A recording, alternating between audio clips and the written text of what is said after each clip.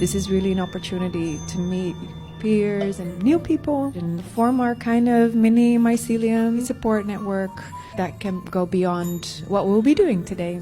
I think my challenge is to meet people where they are. Recognizing that there's power in numbers and allowing people to see that they're not alone in their struggle.